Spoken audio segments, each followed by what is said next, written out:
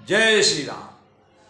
प्राण कंठगत भयो भुआलू, मणि विहीन जनु व्याकुल ब्यालू, इंद्रिय सकल विकल भई भारी, जनु सर सर सिज बनु बिनु बारी। सुमंत राम को वन में भेजकर वापस लौटाते हैं और यहाँ सारा हाल बता रहे हैं वृत्तांत। रनिवास में राजा दशरथ बहुत व्याकुल हो गए, मानो मणि के बिना सांप व्याकुल अर्थात मरणासन्न हो गया हो। इंद्रियां सब बहुत ही विकल हो गईं, मानो बिना जल के तालाब में कमलों का वन मुरझा गया हो। कौसल्या नृपुदीख मलाना, रविकुल रवि यथ यऊ जिय जाना, उरधरि धीर राम महतारी, बोली बचन समय अनुसारी। कौशल्या जी राजा को बहुत दुखी देखकर अपने हृदय में जान लिया कि अब सूर्य कुल का सूर्य अस्त होने वाला है। तब श्री रामचंद्र की माता कौशल्या हृदय में धीरज धरकर समय के अनुकूल वचन बोली। नाथ समुझ मन करी विचारू, राम वियोग पयोधि अपारू, करण धार तुम अवध जहाजू, चढ़े सकल प्रिय पथिक समाजू।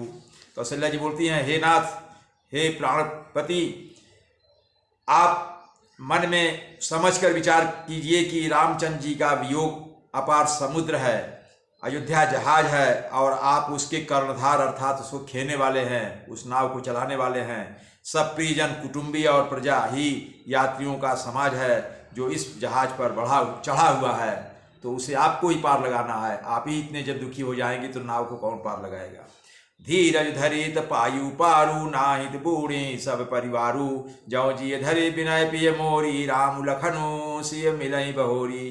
कौशल्या जाके कहती हैं, हे नाथ, आप धीरज धरिएगा तो सब पार पहुंच जाएंगे, नहीं तो सारा परिवार डूब जाएगा। हे प्रिय स्वामी, यदि मेरी विनती हृदय में धारण कीजिएगा तो श्री राम लक्ष्मण सीता फिर आ मिलेंगे। प्रिया बचन मृदु सुनत रिपु, चितयऊ आँखि उघारी, तलफत मीन मलिन जनु, सींचत शीतल बारी। प्रिय पत्नी कौशल्या के कोमल वचन सुनते हुए राजा ने आंखें खोलकर देखा, मानो तड़पती हुई दीन मछली पर कोई शीतल जल छिड़क रहा हो।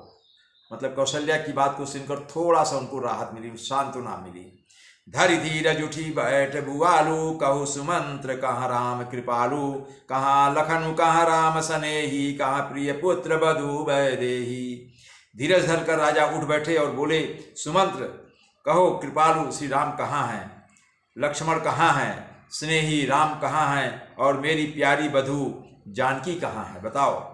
बिलपत राव बिकल बहु भांति, भय जुग सरिस सिराति न राति, तापस अंध साप सुधियाई, कौशल्या सब कथा सुनाई।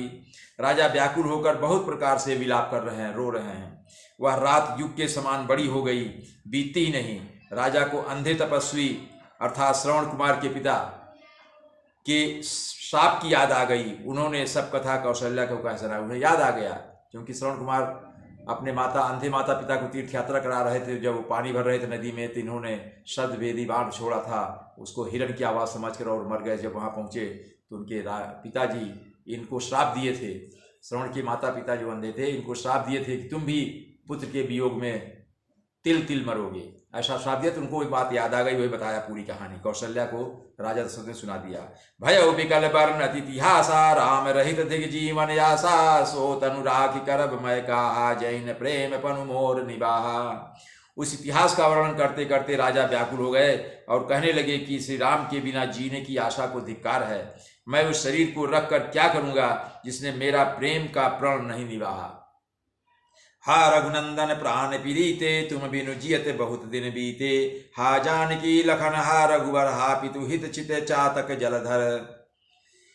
हा रघुकुल को आनंद देने वाले मेरे प्राण प्यारे राम, तुम्हारे बिना जीते हुए मुझे बहुत दिन बीत गए। हा जानकी, हा लक्ष्मण, हा रघुवर, हा पिता के चित्त रूपी चातक के हित करने वाले मेघ कहाँ हो। राम राम कही राम कही, राम राम कही राम, तनु परि हरि रघुबर विराराउ गयो सुर धाम। राम राम रटते हुए फिर राम कहकर, फिर राम राम कहकर और फिर राम कहकर राजा श्री राम के विरह में शरीर त्याग कर सुरलोक को सिधार गए, अर्थात राजा दशरथ ने अपने प्राण त्याग दिए। जय श्री राम।